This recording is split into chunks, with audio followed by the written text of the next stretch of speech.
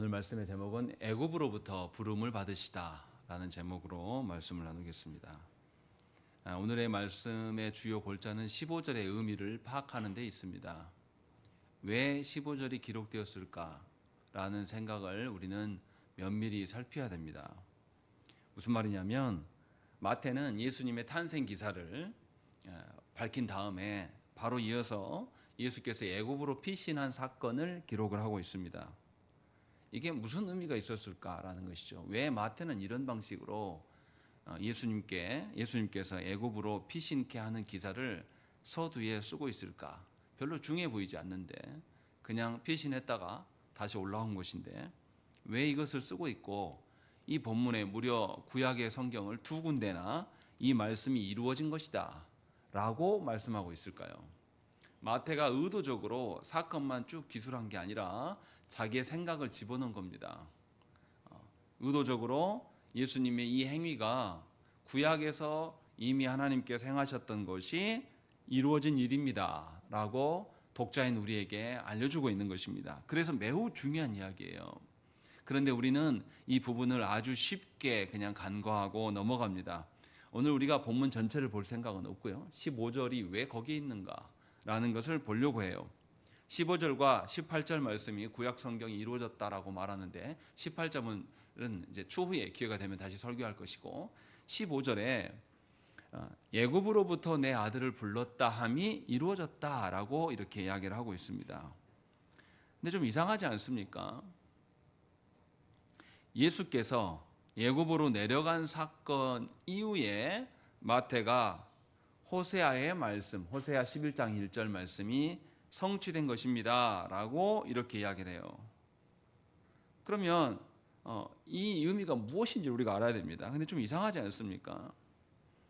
우리가 이 애굽과 관련된 것을 생각하면 우리는 뭘 생각할 수 있습니까? 이스라엘의 역사 가운데 애굽과 관련된 일, 출애굽 사건을 먼저 생각한단 말이죠. 그러면 애굽으로부터 빠져나온 것을 이야기를 해야 한단 말이에요.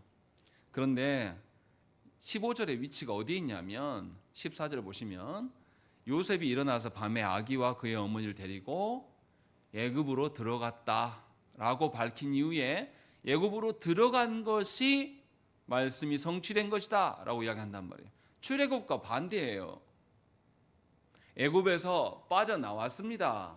그리고 나온 것이 하나님의 말씀이 성취된 것입니다. 이러면 말이 맞겠죠. 출애굽의 의미라면.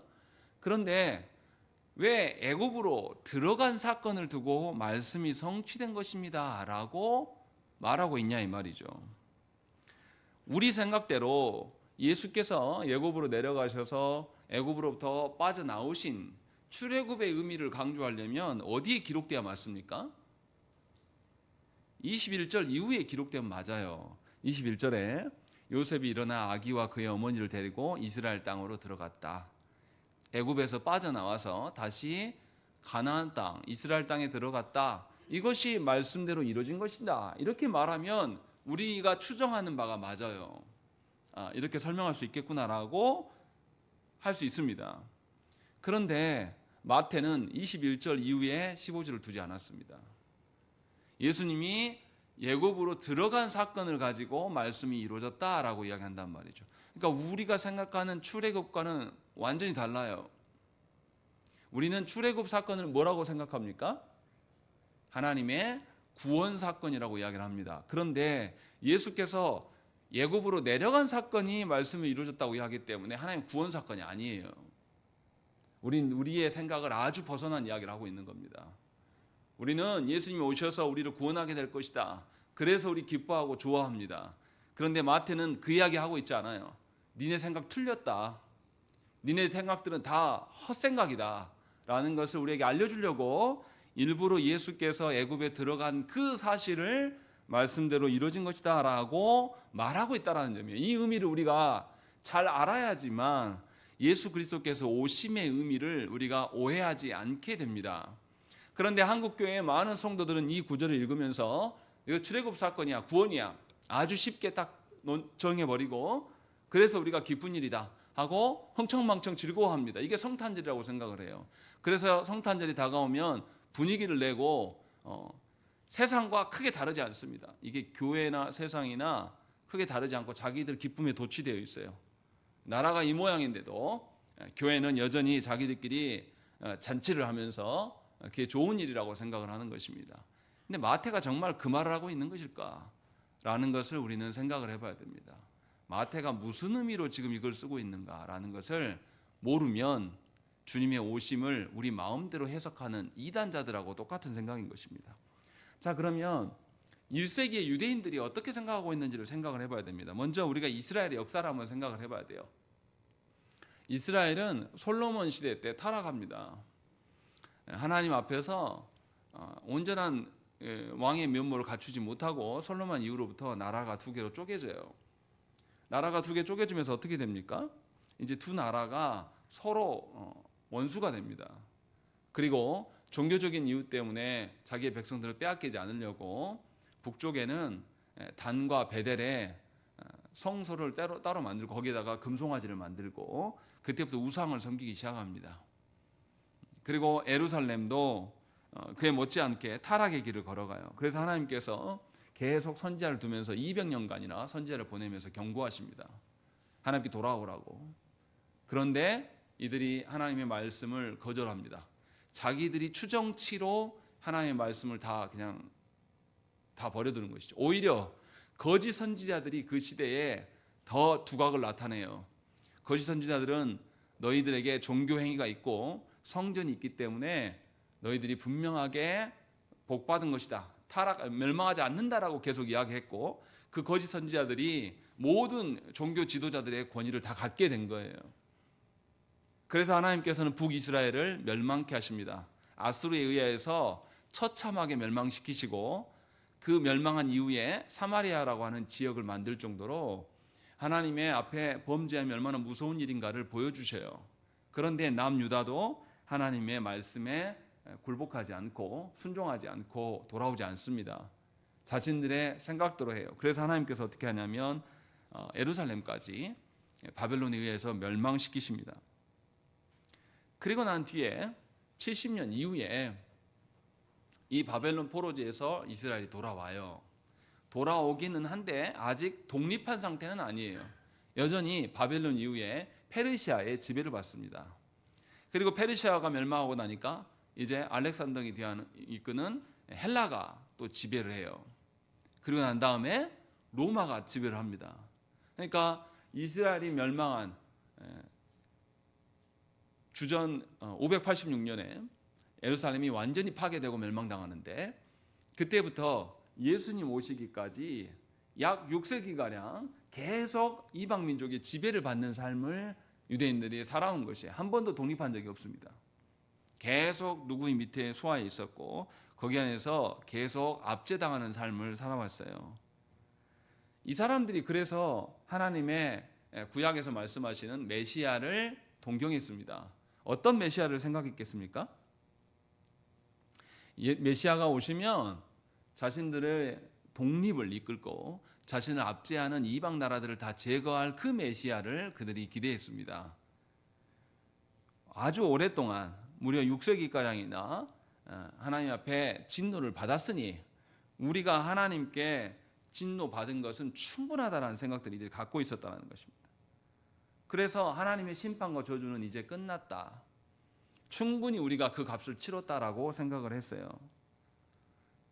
자신들이 하나님 앞에 진노를 받아서 이방 민족에게 짓밟히게 된 그 기간이 충분하다라고 자신들이 하나님의 진노를 받은 것으로 하나님의 진노를 충분히 달랠 수 있다라고 생각을 가졌습니다.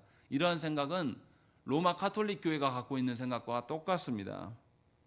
로마 가톨릭 교회도 어떻게 합니까? 성도가 죽으면 어디로 간다고 그럽니까? 연옥으로 가요. 연옥에서 뭐 합니까? 거기서 고통당하고 신음해요. 자기의 범죄한 것만큼 거기서 고통받으면 그것을 다 채우고 나면 얼마 정도의 포인트 점수를 다 채우고 나면 어디로 간다고 그러죠? 천국에 갈 수 있다고 이야기를 합니다. 근데 이 유대인들도 똑같은 생각을 갖고 있었어요. 그래서 자신들의 조상이 범죄한 것이 우리가 6세기 동안 한 600여 년 가까이 이렇게 짓밟힘을 당했으면 충분한 거 아닌가라는 생각을 갖고 있었습니다. 그래서 메시아가 오게 되면 정치적으로 우리를 독립시키실 것이며 다윗처럼 고대 근동 일대를 다 장악하는 강성한 나라가 오게 될 것이다 라는 것을 그들이 기대했습니다. 그러니까 이들이 생각하는 두 번째 출애굽, 첫 번째 출애굽과는 다르게 두 번째 출애굽은 더 강력한 것일 것이고, 두 번째 출애굽은 자신들에게 힘의 논리로 힘의 나라가 될 것임을 그들이 기대했어요. 얼마나 이들의 생각이 오판이었는지를 마태는 우리에게 말씀하려고 15절을 기록하고 있는 것입니다. 마태복음은 누구에게 쓴 편지입니까? 유대인들에게 쓴 편지예요. 유대인들의 생각이 얼마나 틀린 것인가, 유대인들이 생각하는 메시아관이 얼마나 문제가 있는가를 밝혀주려고 이것을 쓰고 있습니다. 유대인들은 이제 메시아가 오실 것을 기대하고 있는데, 이 두 번째 출애굽이 오게 될 것인데 이 출애굽의 성격이 너희들의 생각과는 너무 다르다라는 것을 마태는 말하고 싶어요. 만약에 유대인들의 생각처럼 예수께서 승리자로 오셨고 출애굽 승리하는 분으로 오셨다라면 마태는 15절의 말씀을 21절 뒤에 썼을 거예요. 그런데 예수께서 예굽으로 내려간 사건이 하나님의 말씀을 이룬 것이다 라고 말하면서 우리의 생각을 완전히 뒤집어 엎습니다. 너희들이 생각하는 승리자, 너희들이 생각하는 어떤 영광과 힘의 논리로 오신 메시아가 아니다라는 것을 우리에게 알려줍니다. 사도 요한도 뭐라고 합니까? 우리가 요한복음을 읽고 있지만 예수께서 예루살렘 성전을 헐면 며칠 만에 다시 세우신다고 말씀하십니까? 사흘 만에 다시 세우시겠다라고 말씀하시며 그 성전이 누구라고 말씀하십니까? 바로 자신이라고 이야기를 하셔요. 유대인들은 여전히 그들의 안전과 그들의 신앙의 중심을 뭘로 보고 있어요? 성전이라고 하는 건축물을 보고 있단 말이죠. 그러니까 600년 전에 유대인들의 조상, 그 유다 백성들이 여전히 예루살렘이 파괴되지 않았고 예루살렘 성전이 있기 때문에 안전하다고 말했던 것, 그 태도를 그대로 취하고 있는 겁니다. 전혀 달라지지 않았어요. 사도 요한도 이것을 지적하면서 분명하게 예수께서 하늘의 성전이 되심을, 예수를 통하지 않고는 구원이 없음을 분명하게 사도 요한 선생도 우리에게 말씀해 주었습니다. 마태도 요한과 같은 맥락으로 지금 말씀을 하고 있는 것입니다. 그래서 마태복음 7장까지의 내용들을 우리가 한번 다시 되짚어 봐야 돼요. 마태가 의도적으로 무엇을 말하려고 하는지가 그 사건 하나하나를 배열하는 방식에 나와 있습니다. 먼저 예수님의 이 땅에 오심부터 설명을 합니다. 근데 오실 때 처음 사건이 뭡니까? 13절 말씀 보시면 헤롯이 아기를 찾아 죽이려 한다라고 이야기를 해요. 그리고 예수께서 빠져나간 것을 아시고 난 다음에 16절 말씀 보시면 그 모든 지경 안에 있는 사내 아이를 박사들에게 자세히 알아본 즉 그때를 기준하여 2살부터 그 아래로 다 죽였다라고 말씀하고 있습니다. 예수님께서 오신 상황이 2살 이하의 남자아이들이 학살당하는 상황이에요. 이 상황은 어디에 나옵니까? 똑같은 상황이 있어요. 출애굽기에 나오는 상황입니다. 모세가 태어날 당시에도 바로 왕이 이스라엘의 2살 이하의 남자 사내 아이를 다 죽이라고 명합니다. 모세의 태어남과 예수님의 오심이 닮아 있어요. 그리고 그것만 그런 게 아닙니다. 출애굽한 이스라엘 백성들이 그 다음에 벌어진 사건이 무엇입니까? 애굽을 빠져나왔을 때 그 다음 무슨 사건입니까? 홍해 사건이 있어요. 우리가 여러 번 설교에서 말씀드렸지만 물을 가르심, 이 홍해 사건은 뭘 상징한다고 이야기합니까? 우리의 세례를 상징합니다. 그래서 예수께서 우리의 세례되심을 홍해로 설명을 해줍니다. 그런데 이 예수께서 오신 사건이 사내 아이 만 2세 이하의 사내 아이가 죽게 된 사건 이후에 3장에 뭘 기록하고 있습니까? 마태복음 3장에서 뭘 기록해요? 예수께서 세례 받으심에 대한 기록을 하고 있다는 것이죠. 출애굽 사건하고 형식이 똑같아요. 사내 아이가 왜 사내 아이 만 2세 이하의 사내 아이가 죽임을 당합니까? 이스라엘이 너무 강성해지니까 바로가 무서워서 이들을 다 죽이라고 이야기를 합니다. 그리고 출애굽한 사건 이후에 홍해 사건이 나와요. 홍해는 세례를 상징하는데 예수께서도 만 2세 아이의 죽임을 당하는 상황을 경험하시고 그 다음에 3장에서는 세례를 받으심에 대한 이야기를 하고 있어요. 그러니까 홍해 출애굽 사건하고 패턴이 똑같아요. 또 그리고 나서 이스라엘 백성들이 홍해를 건넌 이후에 어디로 갑니까? 시내산으로 바로 가지 않아요. 광야를 거쳐갑니다. 광야에서 이스라엘 백성들이 뭐 어떤 태도로 보입니까? 하나님께 물로 시험을 받아요. 시험을 받으시는 과정이 이스라엘 백성들이 광야로 가면서 하나님께 시험받는 과정이 계속 나타납니다. 그런데 마태도 의도적으로 4장에 뭘 기록하고 있습니까?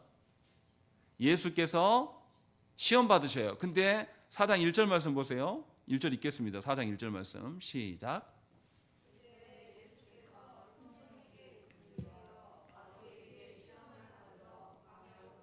예, 우리가 잘 읽어야 됩니다. 누가 시험 받게 하셨습니까?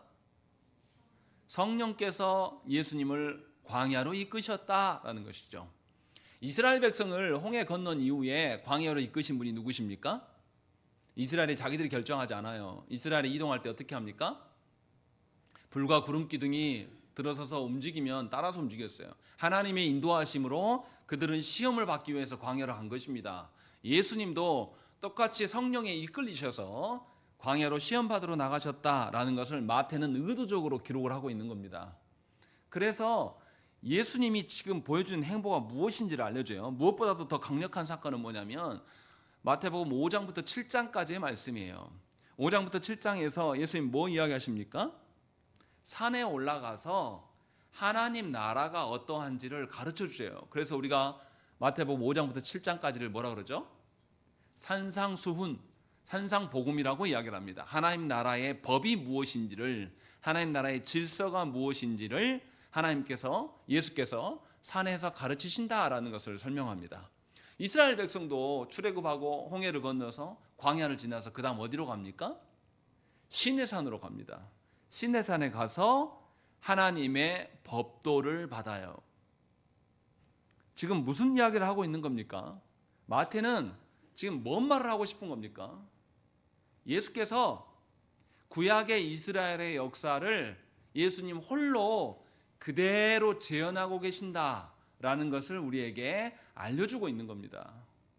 예수님이 그냥 오신 게 아니라 구약의 이스라엘 전체를 대변하는 분으로 이 땅에 오신 것이다 라는 것을 마태는 우리에게 이야기를 하고 있는 겁니다. 그래서 마태복음 1장에서 제일 처음 서두에 족보가 나와요. 근데 누구의 족보라고 이야기합니까? 아브라함과 다윗의 족보라고 이야기를 합니다. 다시 말하면 예수 그리스도께서 누구를 상징적으로 드러내신다. 언약 백성 이스라엘 전체를 예수께서 상징적으로 보여주신다라는 것을 말씀하고 있는 거예요.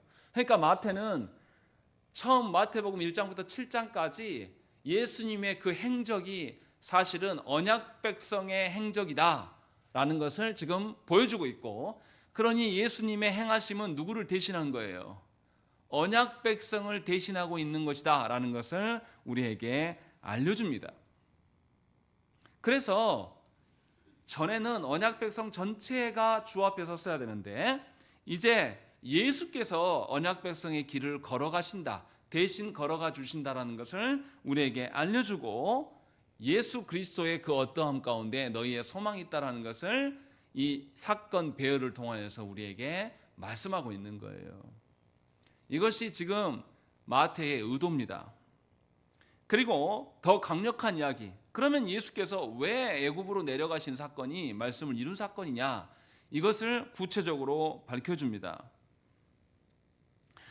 15절의 말씀에 있는 애굽으로부터 내 아들을 불렀다라는 이 말씀은 호세아서 11장 1절 말씀을 인용한 것입니다. 호세아서 11장은 어떤 내용이냐면 호세아 선지자가 하나님께서 이스라엘을 벌하실 수밖에 없는 이유를 밝힙니다. 하나님께서 이스라엘을 벌하시는 이유가 하나님께서 이스라엘을 그의 아들로 부르시고 애굽에서 인도하여 내셨지만 이스라엘이 여전히 하나님을 배반하였기 때문에 하나님께서 그들을 치실 수밖에 없다라는 것을 말씀합니다. 이것은 하나님이 갑자기 친 사건이 아니에요. 우리가 신명기 말씀을 굉장히 잘 알아야 되는데 이게 굉장히 중요한 말씀입니다. 하나님은 모세에게 가나안 땅을 앞에 두고 있는 이스라엘 백성들에게 하나님은 너희를 언약을 근거로 다스리실 것이다 라고 설교를 통해서 알려줬습니다. 그래서 너희가 순종할 때만 하나님이 너희 하나님 되시는 것이 아니라 너희가 불순종할 때도 하나님은 언약을 근거로 너희를 다스릴 것이다 라고 말씀하셨어요.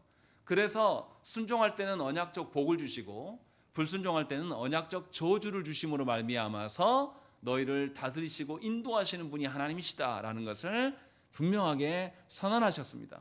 그때 아주 구체적으로 이렇게 말해요. 타락한 자들 안에 어떤 일이 일어나는가? 신명기 28장 68절 말씀에 여호와께서 너를 배에 싣고 전에 네게 말씀하여 이르시기를 네가 다시는 그 길을 보지 아니하리라 하시던 그 길로 너를 예굽으로 끌어가실 것이라. 거기서 너희가 너희 몸을 적군에게 남녀 종으로 팔려 하나 너희를 살 자가 없으리라 라고 이렇게 말씀하신단 말이죠. 너희가 가나안 땅에 들어가서 하나님의 말씀대로 살지 않고 하나님의 언약의 근거에 살지 않으면 하나님께서는 너희를 언약적 저주로 다스리실 것인데 그 언약적 저주가 뭐냐면 다시 너희가 애굽의 상태로 내려가게 될 것이다 라고 말씀하고 있는 거예요. 그래서 이스라엘 역사 가운데 하나님께서 북이스라엘을 멸망시키시고 남유다까지도 멸망시키시면서 그들을 노예 삼으신 사건은 신명기 28장의 말씀, 미리 하나님께서 이런 방식으로 너희를 다스리실 거야 라는 그 언약의 말씀을 그대로 이루신 말씀이에요. 분명히 제가 읽어드린 대로 신명기 28장 68절 말씀에 너희가 그 길을 따르지 아니하면 너희가 다시는 들어가지 않겠노라 했던 그 예굽으로 너희를 다시 이끌어가서 노예되게 하겠다라고 말씀하고 있는 것이에요. 분명하게 하나님께서 예굽으로 내려가서 언약적 저주를 시행하겠다라고 말씀하시는 것이 신명기 28장의 말씀입니다. 여기서 우리는 힌트를 얻어야 돼요. 예수께서 예굽으로 내려가심이 왜 말씀의 성취인가를 알아야 됩니다.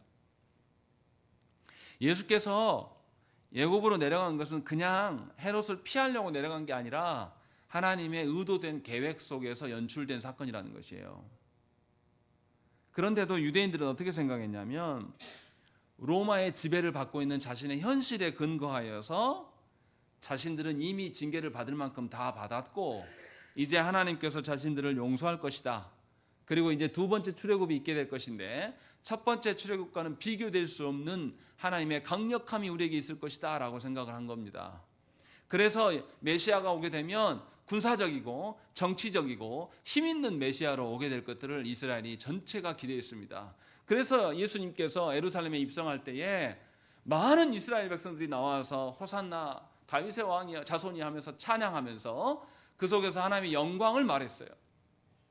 힘 있는 하나님의 영광, 찬란한 하나님의 힘의 군대라는 것을 상상했다라는 것이죠. 이것은 하나님께서 예수 그리스도를 보내심과는 전혀 다른 방식이에요. 하나님께서 예수 그리스도를 보내신 목적과는 전혀 다른 것을 상상한 겁니다. 엉뚱한 식으로 생각을 한 겁니다. 엉뚱한 방편으로 자기들 마음대로 메시아를 상정한 거예요. 이것에 대해서 마태가 지금 경고하는 말씀이 15절의 말씀이에요. 호세아 11장에서 하나님께서 예굽에서 내 아들을 부르셨다라고 하신 말씀은 신명기 28장에 있는 하나님의 언약적 저주를 시행하시기 위하여서 아들을 예굽으로 부르신 것이다 라고 말씀하는 거예요. 그러면 예수께서 예굽으로 내려가셨다는 의미는 어떤 의미입니까? 유대인들이 생각하는 것처럼 정말 승리자이시면서 뭔가 정복자이시면서 그런 임금으로 오신 것입니까? 아니면 하나님의 언약적 저주를 받으러 오신 것입니까? 하나님 언약적 저주를 받기 위하여서 오셨음을 15절에서 마태는 분명하게 우리에게 밝혀주고 있는 거예요. 이스라엘이 받아야 될 그 모든 언약적 저주를 예수 그리스도께서 과거의 이스라엘의 출애굽의 행보들을 그대로 보여주심으로 말미암아서 이제 예수 그리스도 안에서 하나님의 언약적 저주가 시행될 때에 너희가 참으로 하나님의 구원을 보게 될 것이다 라고 지금 그 말씀을 하고 있는 거예요. 그러니까 15절의 말씀을 읽으면서 우리는 하나님 앞에 애통해야 한단 말이에요. 예수께서 이런 방식으로 오셨구나라는 걸 안다면 우리가 성탄절에 기뻐하면서 기분 내고 즐거워할 수가 없어요. 예수께서 우리의 죄악으로 인해서 신명기 28장에 있어서 안 될 그 언약적 저주가 우리에게 임하고요. 원래는 이스라엘에게 임해야 돼요. 언약 백성들에게 직접 하나님이 가하실 언약적 저주야 한단 말이죠. 그런데 하나님께서 당신의 아드님에게 이 모든 것을 보이심으로 말미암아서 그 길을 걷게 하시는 거예요. 그 예수께서, 아기인 예수께서 내가 죽으러 이 땅에 왔다, 내가 하나님의 우리의 모든 죄악을 담당하기 위해서 이 땅에 왔음을 마태는 분명하게 밝히는데도 마태복음 전체에서 드러난 유대인들의 태도는 아주 빌어먹을 태도를 갖고 있습니다. 승리자이고 권력자이기를 원하고 자신들의 자리를 차지하는 일에만 계속 급급하단 말이죠.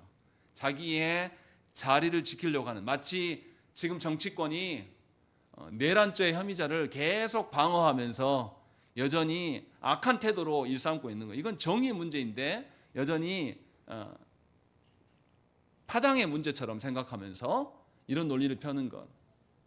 그런 정치권을 가진 사람들이, 그런 생각을 가진 사람들이 정의를 알 수 있습니까? 더 심각한 것은 교회가 그런 자들의 편에 서서 그런 자들을 위해서 기도하고 자빠져 있다는 것이죠. 예수께서 하나님의 공의를 이루시기 위해서 이 땅에 오셨어요. 하나님의 언약적 저주를 감당하심으로 하나님의 공의가 무엇인지를 우리에게 드러내시기 위해서 오셨는데, 교회된 우리는 하나님의 공의하고는 전혀 상관없는 자기의 받을 복을 헤아리면서 연말 기분을 내는 방식으로 축제로 생각을 한단 말이죠. 기가 막힐 노릇인 거예요. 예수께서 우리를 위해서 죽으시면 우리 전체 언약 백성 전체의 일들을 감당하고 짊어지시고 나아가신 일인데, 놀라운 것은 뭐냐면 언약 백성인 교회가 이 성탄절을 축제의 날로 여기고 있고 모여서 희덕거리고만 있다는 것입니다. 그리스도의 이 땅에 오심의 의미 앞에서 나의 죄악을 되돌아보면서 나의 언약적 저주 앞에서 고심하셨을 성부 하나님의, 또 언약적 저주를 위하여서 우리 안에 역사하실 성령 하나님의 어떠하심을 헤아리지 않는다라는 것입니다. 그냥 쉬는 날이니까 좋고 성탄절에 기분 내는 것에 좋아서 우리가 그렇게 살아가는 것이죠. 주께서 다시 오실 때에 과연 우리 중에 몇이나 예수께서 인정하시겠습니까? 내가 애굽으로 내려가는 그 언약적 저주 가운데 섰을 때 내가 너와 함께 했다라고 말할 수 있는 성도가 과연 우리 중에 몇이나 되겠습니까? 아니, 조국교회 안에 얼마나 되겠습니까? 저는 매 성탄절을 경험할 때마다 마음이 아파요. 교회가 정신이 나가 있습니다. 예수께서 이 땅에 오심의 의미를 헤아릴 생각은 전혀 없고 율동 찬송 준비하고 축제 준비하느라고 한 달 내내 허튼 짓 하면서 보냅니다. 그리고 24일 날 밤에 모여가지고 그 모든 에너지를 다 쏟아놓고 정작 25일 예배 때는 우리는 집중하지 않습니다. 주께서 우리의 모든 언약적 저주를 감당하기 위해서 이 땅에 오셨음에도 우리는 그것에 우리의 사활을 걸지 않아요. 저와 여러분도 마찬가지입니다. 교회에서 아무것도 하지 않기 때문에 편안하신지 모르겠어요. 이런 방식으로 성탄을 맞이한다면 예수 그리스도의 파루시아는 우리에게 아무런 의미가 없습니다. 예수께서 우리에게 오심, 이 예수께서 언약적 저주를 감당하시기에 오신 것을 아는 사람이라면 우리의 죄악에 대해서 누구보다도 더 예민 떨 것이며, 교회에 공의가 없음, 하나님의 정의가 없는 것, 또 교회가 하나님의 공의를 세상 가운데 드러내지 못한 일에 대해서 피눈물을 흘려야 될 것이 그리스도인들이어야 돼요. 특별히 올해 성탄절은 더더욱 그렇습니다. 나라가 이 지경이 되었는데도 교회는 침묵합니다. 자칫 잘못했으면 다시 독재 국가가 되고 정치 권력자들이 국민을 향하여서, 또 군대는 악의 칼날로 서 있는 거예요. 증거가 한두 개가 나타나는 게 아닙니다. 아니, 세상에 군대가 국회를 포위하고 국회의장을 잡아가려고 국회에서 이미 다 계엄령 해제 선언까지 했는데도 새벽 4시 반 5시까지 국회의장 관저 주변에 대기하고 있었잖아요. 군인들이 잡아가려고. 법이 어디 있고 정의가 어디 있습니까? 제정신들이 아니에요. 그런데 교회가 여전히 그 일당들을 위해서 기도하고 있는 거예요. 하나님 공의가 어디 있습니까? 예수께서 무엇하러 이 땅에 오셨습니까? 이것을 되새기는 사람이 아무도 없다라는 거예요. 과연 우리가 성도입니까? 과연 우리가 그리스도의 오심 앞에 같은 마음으로 선 자들입니까? 우리는 어쩌면 지옥 백성일 가능성이 굉장히 높아요. 우리는 주님이 오셔도 아마 몰라볼 겁니다. 주님이 오셔서 하나님의 공의를 말해도 우리는 이해하지 못할 거예요. 주님은 이렇게 오셨다라고 마태가 지금 자기의 불순종을 전제로 지금 이 말씀을 기록하고 있는 거예요. 마태 자신도 예수 앞에 서 있었습니다. 예수님께서 물으셨어요, 제자들에게. 예수님이 그냥 물으신 것이 아니라 예수님께서 유대 땅과 이방 땅에서 하나님 나라의 질서가 무엇인지를 알려주려고 갖은 이적과 기적을 보이고 말씀을 가르쳤어요. 그리고 난 다음에 제자들에게 사람들이 나를 누구라 하더냐라고 물어요. 사람들이 선지자 중에 한 명일 것으로 추정합니다. 이렇게 말해요. 그때 너희는 나를 누구라 하냐고 주님이 물어보십니다. 그때 베드로가 바르게 대답을 합니다. 하나님이 보내신 그리스도입니다. 그리고 하나님의 아들 되십니다라고 고백을 해요. 그런데 그 다음이 엉터리 같죠. 예수께서 이제 그 바른 고백 뒤에 예수님이 누구인지를 바르게 이해하고 있다라고 밝힌 뒤에 예수님이 자신의 사역을 밝혀줍니다. 내가 유대인들의 손에 붙잡혀서 고난받고 십자가에 죽게 될 것이다. 그리고 나는 부활할 거다. 그때 베드로의 태도가 어떻습니까? 못 가게 막아요.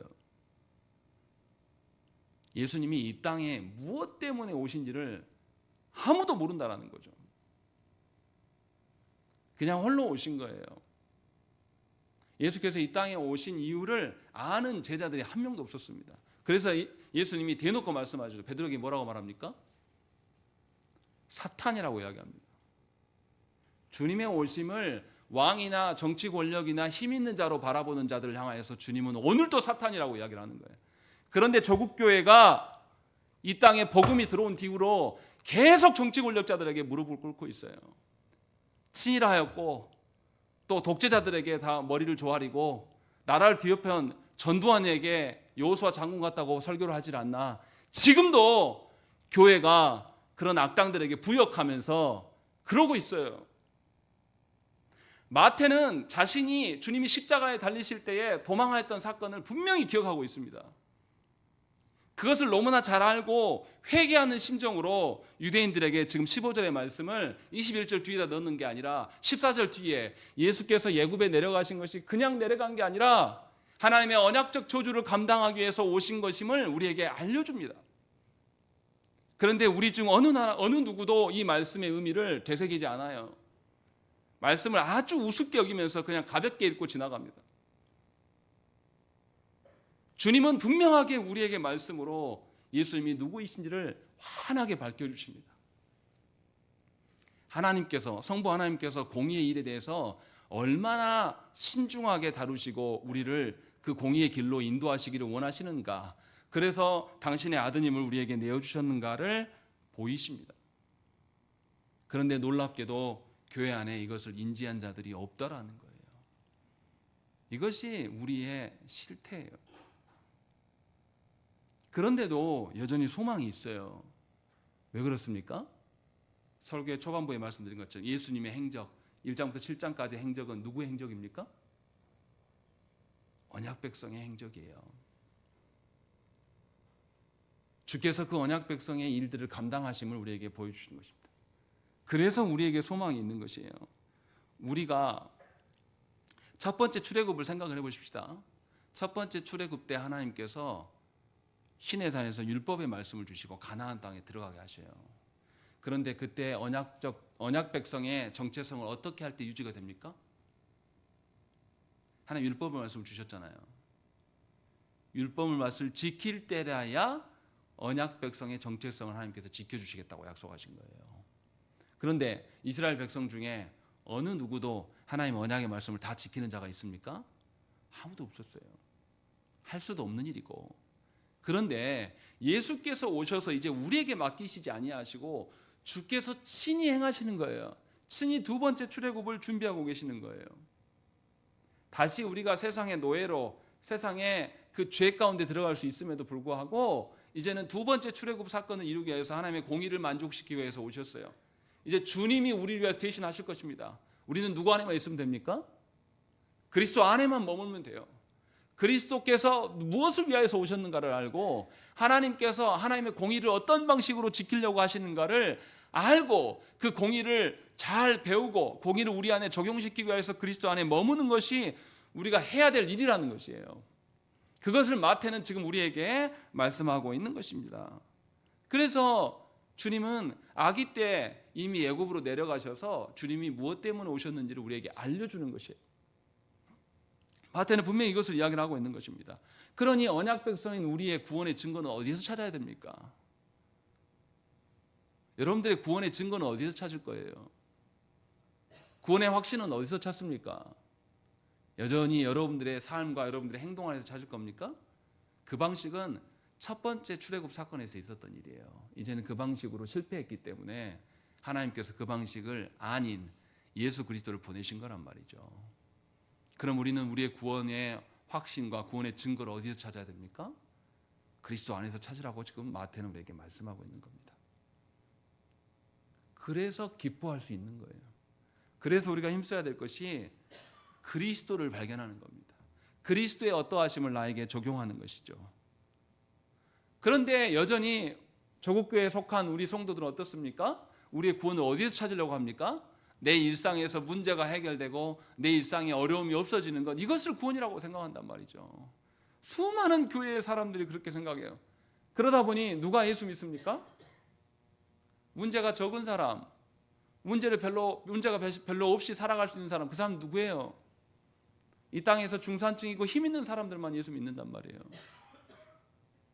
그래서 교회가 문제가 많고 연약한 자들에게 손 내미지 않습니다. 자기들만의 어떠함을 이야기를 해요. 자기들만 세상과 단절돼 있이 세상과 상관없이 자기들만 따뜻하면 그만인 교회가 되어버린 것입니다.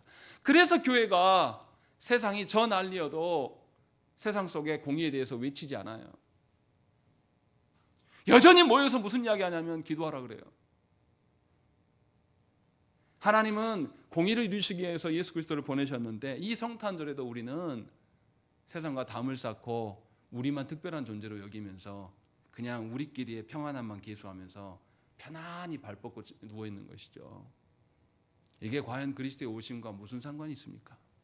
여러분들은 그리스도의 오심 앞에 그리스도 몸이라고 말할 수 있습니까? 마태는 이 말씀을 그냥 한 줄 적어놓은 게 아니에요. 자신의 범죄함과 자신의 동료 제자들의 범죄함을 너무나 잘 알고 있기 때문에, 그래서 이 사실을 알고 찬송을 불러보면요, 왜 고요한 밤 거룩한 밤입니까? 메시아가 오셨는데 아무도 알아보지 못해요. 메시아가 오셨는데 아무도 오심에 대해서 기대하지 않고 아무도 오심에 대해서 환영하지 않습니다. 그래서 홀로 오셔요. 마법관에 아주 조용히. 그래서 성부께서 천사를 통해서 누구에게 알리십니까? 목동들에게 알려요. 메시아가 오셨다. 그런데 반응합니까? 반응하지 않는 거죠. 얼마나 이게 슬픈 현실이에요. 사복음서에서는 예수님 오심을 그렇게 그리고 있어요. 근데 우리는 말씀과 전혀 상관없는 방식으로 성탄절을 대하는 것이죠. 이게 얼마나 괴리감이 느껴집니까? 말씀을 조금만 이해하고 보면 우리의 성탄절은 정말 이거는 있어서는 안 될 성탄절의 모습인 것이죠. 그리고 우리는 그런 방식 앞에 이미 익숙해 있습니다. 이게 얼마나 큰 문제인지 생각을 해야 되는 거예요. 예수께서 우리가 버려져야 될 그 애굽 땅에 언약적 저주가 시행될 그곳에 능동적으로 스스로 자신을 버리심으로 그 자리에 버려지셨어요. 그래서 우리가 버려짐을 면하게 된 것입니다. 그렇다면 최소한 우리가 그리스도 안에 있어야 될 거 아니겠습니까? 우리의 모든 죄악에 대해서 발견하는 것에서 두려워할 게 아니라 우리의 모든 죄악을 누가 짊어지고 가셨어요? 그리스도께서 짊어지고 가셨음을 알고 그리스도 앞에서 해야 된다는 것입니다. 이것이 주님의 오심의 참된 의미예요. 마태는 이것을 우리에게 말씀하고 있습니다. 여러분들은 어떤 식으로 그리스도의 오심을 고대합니까? 예수께서 언약적 저주를 다 감당하심으로 말미암아 그리스도 안에 있는 자들에게 참된 자유와 해방을 주실 것입니다. 그리고 그리스도 안에 있는 자가 드디어 하나님의 공의를 세상 속에 말할 수 있는 자들이 될 거예요. 지난 설교 때도 말씀드렸지만 복음이 처음 이 땅에 들어왔을 때 교회는 독립을 위하여서 힘쓴 공동체였어요. 누구보다도 생명을 걸고 이 나라를 세우기 위해서 애썼던 우리의 신앙 선배들로 교회가 세워져 왔었습니다. 기억하셔야 됩니다. 지금 우리가 속한 교회, 내가 이뤄가는 교회가 과연 하나님의 공의가 있는 교회인가? 하나님의 언약적 저주가 그리스도 안에서 모두 해결되었음을 진심으로 알고 그리스도의 공의를 드러내려고 하는 그런 자들인가를 돌아보셔야 한다는 것이죠. 그렇지 않으면 우리는 그리스도와 아무런 상관이 없는 자들입니다. 주님은 성부로부터 애굽으로 부름을 받으셨어요. 다시 말하면 언약적 저주의 자리로 부름을 받고 순종하러 내려오신 것입니다. 저와 여러분도 하나님의 부르심 앞에 응답하시기를 빕니다. 이 땅에 공의가 없는 현실 앞에서 내 몸, 내 안위를 위하여서 거짓된 불의한 자들과 함께 동맹 맺어 살아갈 것이 아니라 하나님의 공의의 자리로, 예굽의 자리로 내려가십시오. 그것이 그리스도와 함께 살아가는 것이고 그리스도의 동참에, 그리스도의 고난에 동참하는 길임을 기억하시기를 간절히 빕니다. 함께 기도하겠습니다.